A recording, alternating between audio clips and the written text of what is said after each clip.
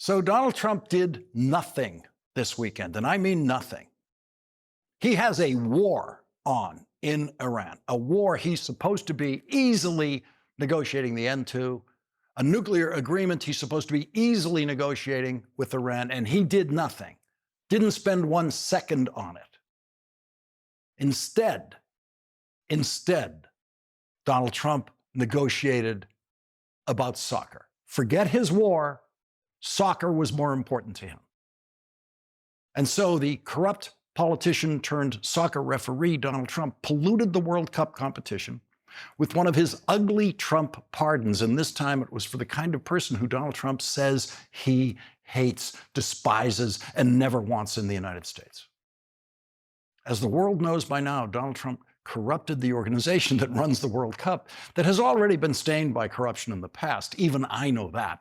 Donald Trump, who knows as much about soccer as I do, which is next to nothing, as you've just seen, decided he didn't like a foul being called on the American team's best player or one of their best players. And so he called the infantile president of the World Cup organization, whose name is actually Gianni Infantino, and who has publicly sucked up to Donald Trump in the most infantile ways, including by giving Donald Trump his very own fake World Cup. And of course, a peace prize. Donald Trump then became the only president in history to accept a fake peace prize. Donald Trump called up Mr. Infantino to ask him to reverse the call of a foul against the star of the USA team, Folarin Balogun. I didn't think it was a foul. Really? Well, that's what millions of drunks at bars around America said at the time, too. And that's what millions of sober soccer fans said at the time. Millions of others didn't, but millions did. And just as those people have said it thousands of times before in their lives as fans. And they lived with it because that's what fans do. That's the way sports works. The referees make a call you don't like, but you live with it, unless you're Donald Trump. And you know that the soccer president guy who pays rent to you for his office in Trump Tower in Manhattan will do whatever you, his landlord, want him to do. And so Mr. Infantino takes that phone call from his landlord, Donald Trump, and the foul goes away. And Folarin Balogun is suddenly allowed to play in the next game, and Donald Trump did all of that, surely without knowing that Folarin Balogun is not just a dual citizen. He is actually a tri-citizen, something I did not know was possible until today. He's a citizen of Nigeria. He's also a citizen of the United Kingdom, and he is a citizen of the United States of America because 25 years ago, his Nigerian mother came to New York City as a visitor while she was pregnant and delivered her baby here. And you have heard Donald Trump scream about that time and time again. And that baby, whose birth in the United States Donald Trump was opposed to, who is now an American citizen by birthright citizenship, is one of the best players or the best player on the USA team. And Donald Trump wants to stop anyone from getting their citizenship that way. Donald Trump asked the United States Supreme Court to reject that citizenship. Donald Trump asked the Supreme Court to prevent anyone else from Nigeria or anywhere else in the world from ever coming to this country while pregnant and delivering a baby here who then achieves American citizenship by birthright citizenship. The USA soccer team, I don't know, might not have won a game. And I don't know. Maybe not win a game in the World Cup without that birthright citizen on their team. Donald Trump's anti-immigration madness landed on David Streever, who publicly shared the opinion that Donald Trump's acting director of Immigration and Customs Enforcement is a monstrous human being. Those are his words, monstrous human being, after the killing of 2 U.S. citizens by Donald Trump's immigration invasion forces in Minneapolis. Both of those killings you can judge for yourself, and maybe you have already, because the evidence exists on video that tells that story. And those videos clearly show enough evidence to prosecute the agents in both of those cases for murder in those killings in Minneapolis. And so calling the acting director of an agency that can reasonably be accused of murder a monstrous human being should not surprise anyone, especially in this country. And so Todd Lyons, who was the acting director at the time, still has to bear the burden of being called a monstrous human being, and worse, by anyone who wants to call him that, because he lives and works in the United States of America, where we all get to do that whenever we want. Many more people have called Donald Trump a monstrous human being, and worse, in writing and into microphones, and will continue to do so. And surely many historians over the next couple of hundred years will be calling Donald Trump a monstrous human being in writing forever. But in Donald Trump's America, if you call the acting director of ICE a monstrous human being, ICE agents show up at your house. Here they are, at David Streever's front door when he wasn't home. They showed up there trying to intimidate him for sending an email, trying to get him to sign a document saying that calling the acting director of ICE in that email a monstrous human being could be a crime, which it could not be, and isn't and wasn't. And those ICE agents were there violating the Constitution of the United States. If anything, those ICE agents were on the verge of committing a crime, not David Streever. The Washington Post reports Streever called Lyons a monstrous human being, and America's Reinhard Heydrich, a reference to a high-ranking official in Nazi Germany who oversaw the regime's secret police. He says he never dreamed the note would lead to a knock on his own door. Streever wasn't home, but DHS tracked him to a hotel in New York City where he and his 7-year-old daughter were staying overnight after returning from a trip to Finland. Agents told the hotel front desk they were looking for him, left repeated voicemails, and sought to have him sign an unusual warning notice saying his email could be a crime. Imagine using federal government investigative resources that way, wasting them that way, abusing the Constitution that way. David Streever is now suing the Department of Homeland Security in a lawsuit that says, quote, the First Amendment freedom to speak out in opposition to police action without thereby risking arrest is one of the principal characteristics by which we distinguish a free nation from a police state. The Department of Homeland Security is actively threatening that freedom, tracking down and retaliating against speakers like plaintiff David Streever because he exercised his fundamental right to criticize one of the highest-ranking law enforcement officers in the United States. Our Constitution does not tolerate such a brazen abuse of authority, but a criminally inclined president like Donald Trump, who is seen by most of the world now as a monstrous human being, does indeed tolerate such brazen abuse of authority and encourage it. J.D. Vance compared Donald Trump to Hitler, and now J.D. Vance is his vice president. Why didn't he get a knock on the door? No one knocked on J.D. Vance's front door when he compared Donald Trump to Hitler. Back when James David Vance was opposed to Donald Trump, he called him cultural heroin. It was exactly 10 years ago, on July 4th, 2016, that J.D. Vance published an essay saying, what Trump offers is an easy escape from the pain. To every complex problem, he promises a simple solution. He never offers details for how these plans will work because he can't. Trump's promises are the needle in America's collective vein. The great tragedy is that many of the problems Trump identifies are real, and so many of the hurts he exploits demand serious thought and measured action. Yet so long as people rely on that quick high, so long as wolves point their fingers at everyone but themselves, the nation delays a necessary reckoning. There is no self-reflection in the midst of a false euphoria. Trump is cultural heroin. He makes some people feel better for a bit, but he cannot fix what ails them. And one day, they'll realize it. Donald Trump celebrated the 4th of July with pardons for rich people. The New York Times reports that on Friday, Donald Trump issued pardons to 11 men, most of whom had been convicted of crimes related to the Clean Air Act, a bedrock environmental law. The president also pardoned Adam Kidden, a major donor to Republicans, including Mr. Trump.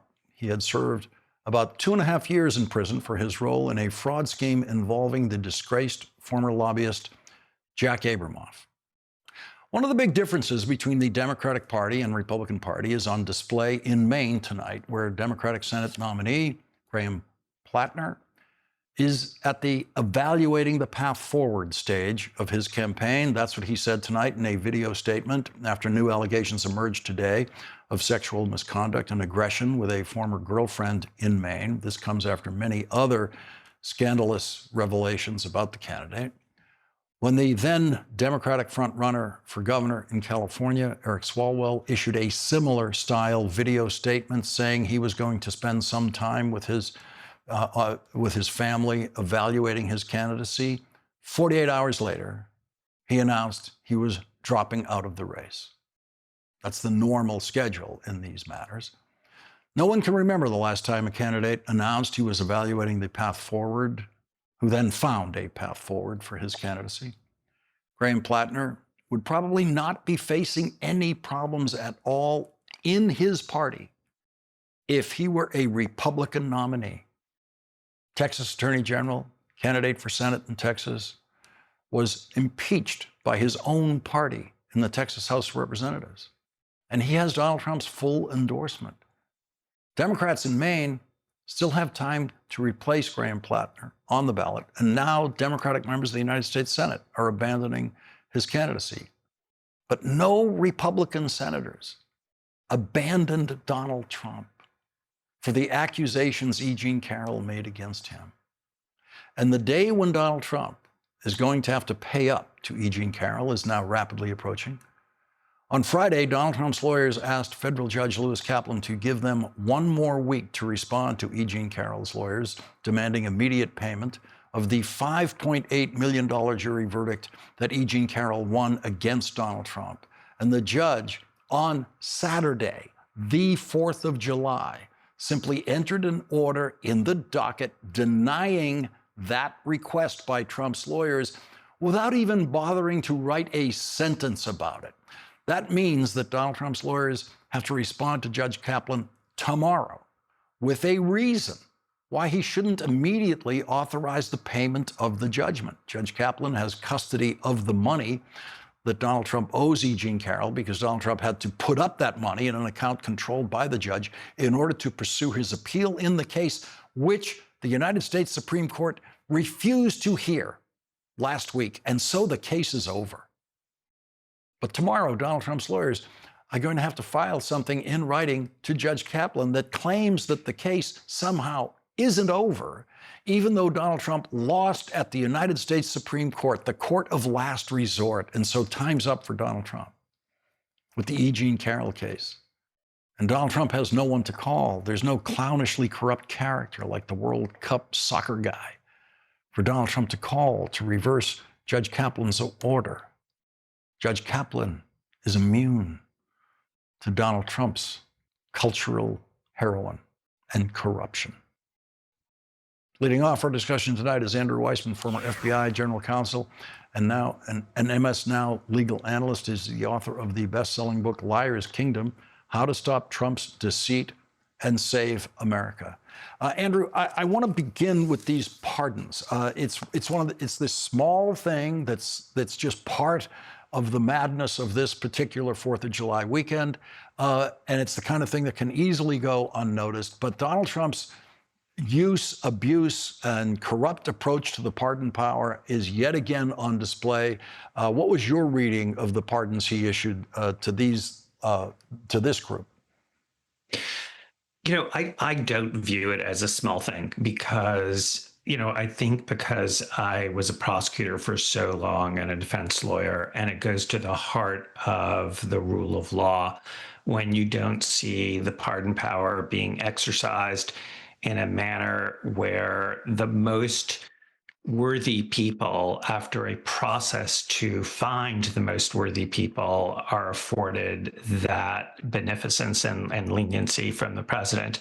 Instead, he joins the ranks of political allies like Paul Manafort and Roger Stone, or CEOs who have enormous wealth, who've been convicted of serious fraud, healthcare officials, the largest then fraudster of healthcare was pardoned. Political figures who engaged in public corruption, something that should be at the top of the list of things that are prosecuted, have received pardons. And we've seen just recently now the Clean Air Act, environmental crimes that are really insidious now being pardoned. And of course, people who are essentially giving lots of money to Republicans and to Donald Trump himself. We don't even know the full extent of the corruption there and what was going on behind the scenes. One day we will know that. And so it just is so fundamentally undermining what it means to have an equal system of justice. And you started talking to Rachel about what what's going on in a competing network right now, and it's the same thing. The idea that the rules don't matter, that if you don't like the outcome, you just change the umpire and you change the rules to get the outcome you want. It's like calling Brad Raffensperger. All of it's of a piece that you if you don't like the system, you cheat. The report of Mr. Stever's case is truly stunning. That someone could simply, criticize a government official, and then suddenly ICE agents are at your door in the video camera at your front door, basically trying to terrorize these people at home into fear of them and fear of ever speaking again. And that is not the only person who has had this experience. And so, the thing that I do take as a sign of hope is that he still has faith in the judicial system, one of the few parts of our government that has stood up and applies the facts and the law and true reality.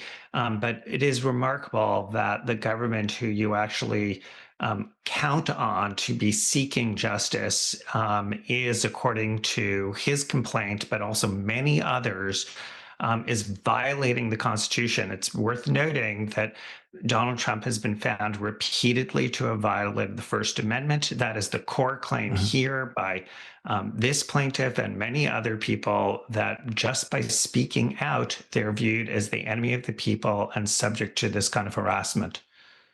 I mean, I hope people out there are understanding that language like Mr.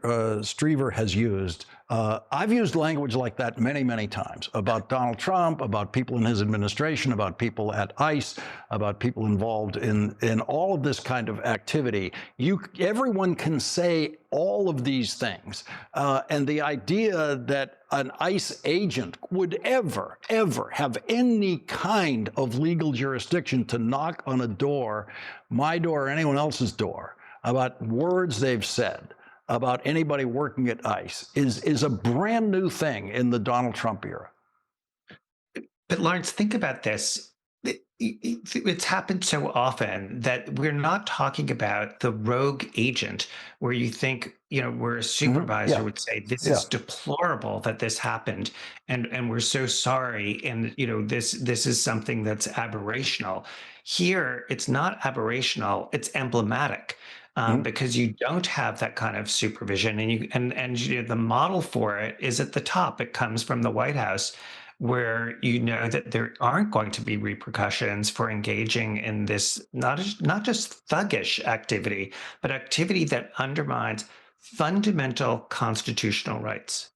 And nothing could have proved Mr. Stever's point more than them knocking on his door the way they did. Andrew Weissmann, thank you very much for starting off our coverage tonight. You're welcome.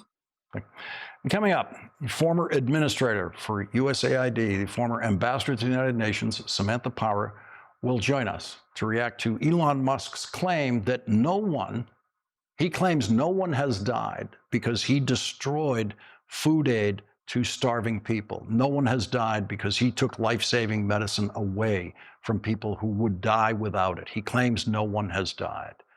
Samantha Power will answer that next.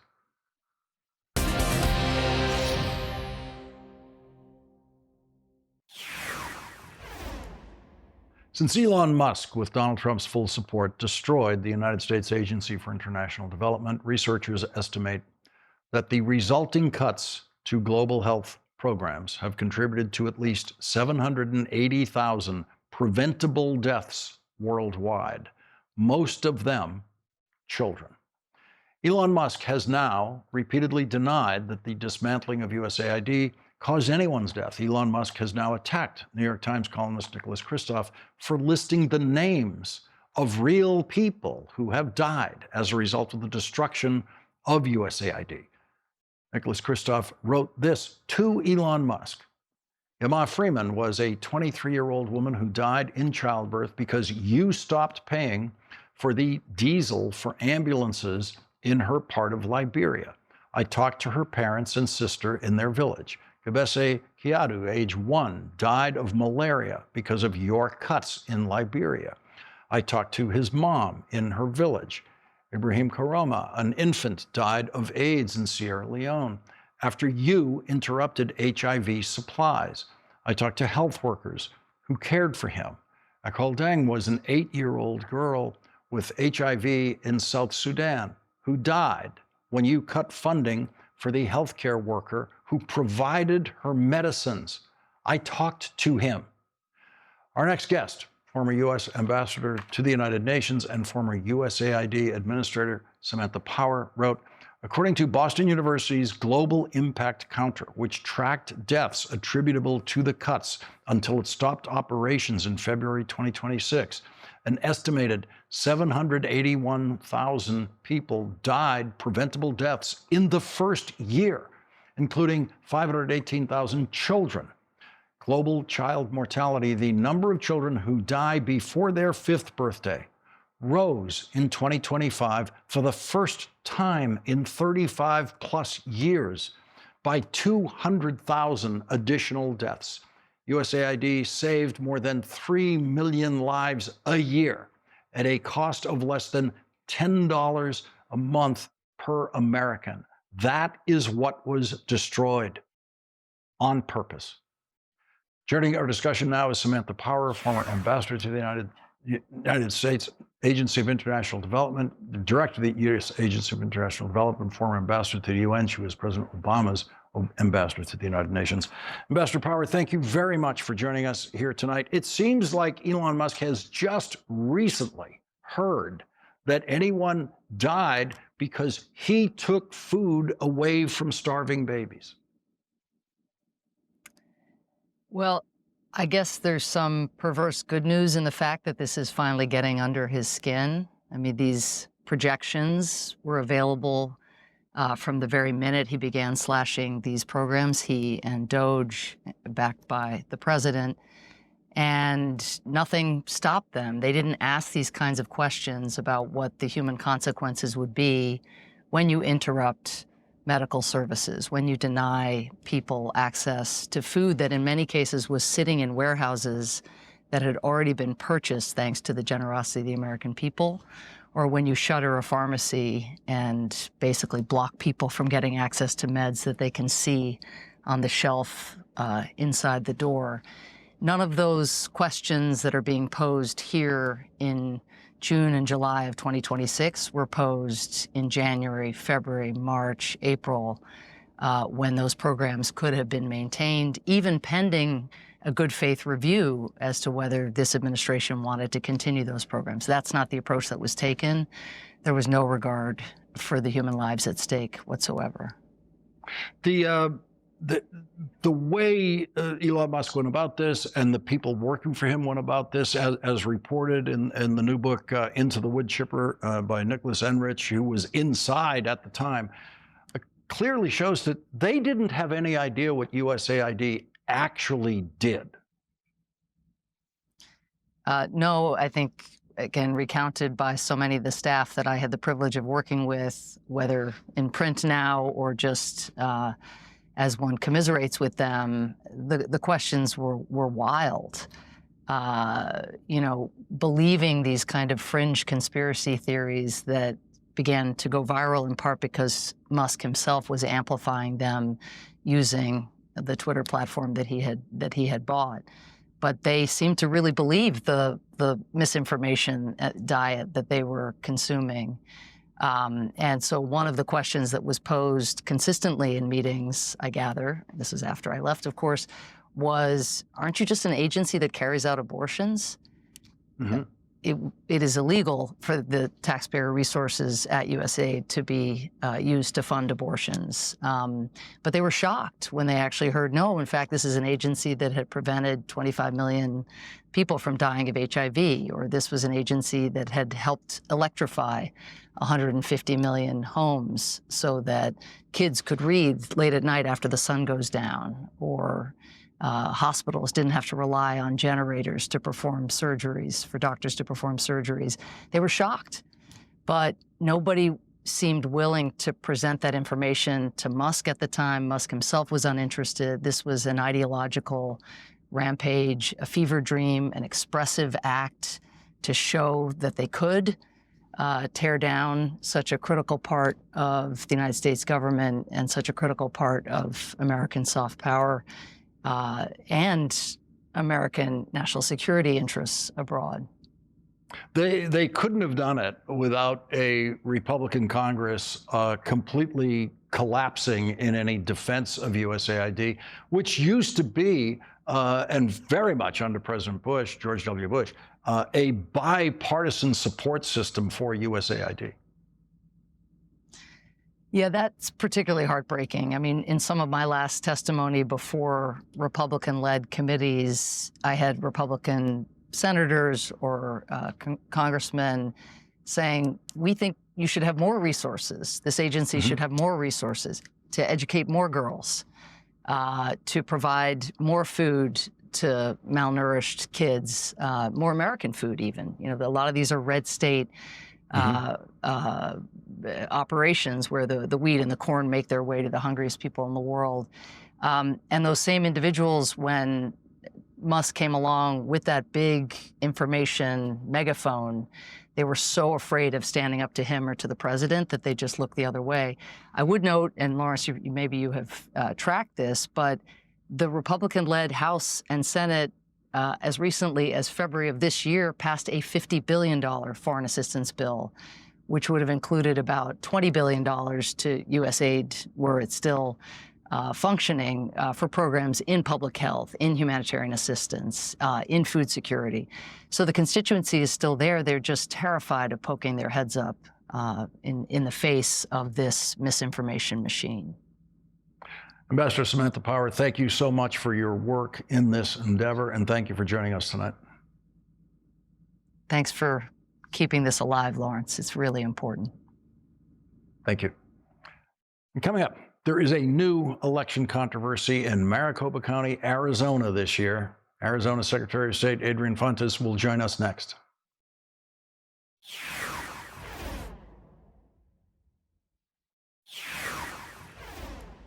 There is a new struggle over control of elections in Arizona. The Wall Street Journal is reporting in videos released this summer by Maricopa County, 2 election staff, one of them a top aide to the Maricopa County recorder, removed a ballot envelope scanner and provisional ballot envelopes from a secure location while votes for a special election were still being tallied.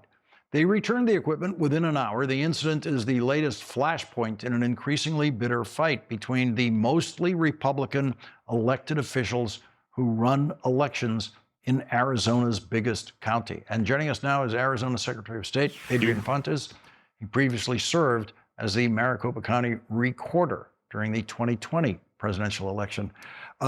Please take us through this latest controversy. Well, first, thanks for having me. And let me make one thing very clear off the top. I do not have a dog in this fight. So in Arizona, we are a bottom up state. That means that the counties run elections. I'm like a commissioner in a major sports league from the secretary's office. We make the rules, certify the officials and the equipment and so forth. But in Maricopa County, you've got a 4-to-1 Republican Board of Supervisors and a Republican county recorder who are having some conflict over territory, over staff, over money. And it has boiled over into, particularly with this specific incident, a lot of suspicion, a lot of back and forth. And unfortunately, the voters are the ones who are getting the doubt cast on this system. You know, from our perspective, we want the voters to have confidence in great systems and all of the other professionals who actually run elections in Arizona. But the bottom line here is this is a conflict that is boiled over, going all the way back to Recorder Heap's the beginning of his term and this new board of supervisors. And I am very hopeful that cooler heads will prevail and they will be able to deliver solid elections, as Maricopa County has for a very long time, even when I was the county recorder holding that very same seat. So because of the Electoral College, not all counties in America are equal. And Maricopa County could be a county that decides a presidential election. So what would you tell voters in Arizona, voters in Maricopa County, and the country about how they should perceive, at this point, the integrity of voting there? Well, I think a lot of folks don't know Maricopa County is the second largest voting jurisdiction in the United States of America, with about 62% of Arizona's voters. It's a very, very big voting jurisdiction, only second to Los Angeles County. And we've got 11 electoral college votes here. And to the voters and folks looking across the country, we've got a slate of professionals who still work in that office, even preceding my tenure, and I served from 2017 through the 2020 election, who are still there. These are solid professionals. Most of the folks who work in Arizona's elections are professionals. They do keep it together. They do follow the rules. They do follow protocol. And every once in a while, you get elected officials who can, because of their prerogative, deviate a little bit. But the reality is this. The folks who actually do the work are solid. I have faith in them. Otherwise, I would be getting involved. I am an election professional myself. I've got all the certifications you need. And during my time in the Marine Corps, I learned you let the professionals do the work. That's what real leaders do. And I'm hoping that these leaders, both the recorder and the Board of Supervisors, both sides of which I'm a bit sympathetic to, depending on how you look at this, I hope they will get it together in time. The courts are involved now, but we're going to maintain our arm's distance on purpose because we have to maintain the integrity of all elections across the entire state, and we are here to help if called upon to do so. Arizona Secretary of State Adrian Fontes, thank you very much for joining us tonight. Thank you, Lawrence. And coming up, another no-bid contract for a Trump pet project has been exposed by the Washington Post. That's next.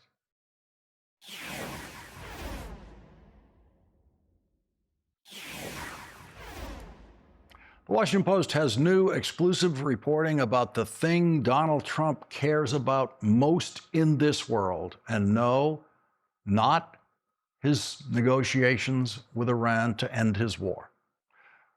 Washington Post is reporting, White House officials last year secretly awarded a no-bid contract worth up to $500 million for the construction of the East Wing Ballroom in an unusual arrangement that sidestepped typical contracting procedures designed to control costs, according to a copy of the agreement obtained by the Washington Post.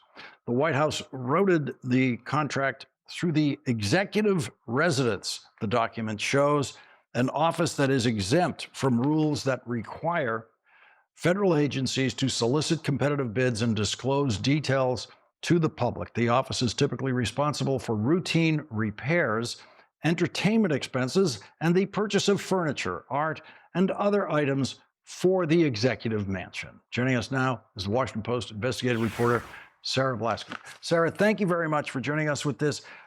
So this is a no-bid contract for the ballroom involving apparently the same construction company that's doing just about everything else for Donald Trump. That's right. So the ballroom project is being done by Clark Construction. They're the general contractor that got this $500 million no-bid contract last year. And you know, to put this in perspective, there's all kinds of construction happening around DC, but this is by far the biggest project. And this is like having a contractor come to your home and not getting a second bid, not getting a second estimate for what the work would cost and for how that contractor is going to do it. Now, Clark Construction is a big firm here in DC. They are known for these kind of construction projects, but all the experts we've spoken with say that something this big and this important should go out to bid so that you can make sure that taxpayers are getting the best service for the best price. And they've been able to do this by basically sneaking the money out of accounts meant for other things. When Donald Trump said no taxpayer money would be involved. That's right. So Clark has estimated that in the end, this project is actually going to cost something around $600 million for construction alone. There are 2 working contracts. They started working off a Biden-era contract and then switched over to this no-bid contract that is specifically for the demolition of the former East Wing and then the construction of this new large ballroom and everything that's attached. But they've done this in a really interesting way.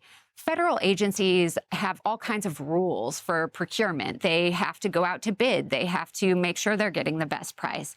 Well, the executive residence is exempt from those normal contracting rules. And so by routing this contract through an office that essentially is for the president's personal home, at least historically and traditionally, that's what the executive residence office did, was things like buying curtains for the president's private home. By routing a contract through that office that had an exemption because, of course, the president has some privacy in his personal capacity. By routing through that office, they were able to bypass many of the procurement laws. And so that's 2 important things. One is they didn't have to put this contract out to bid the way they would have generally through a different agency. And 2, this contract is entirely confidential. It's not subject to FOIA, these information requests, or anything like that. It's not posted to the internet like other contracts. Sarah Blasky, thank you very much for joining us tonight. That is tonight's last word.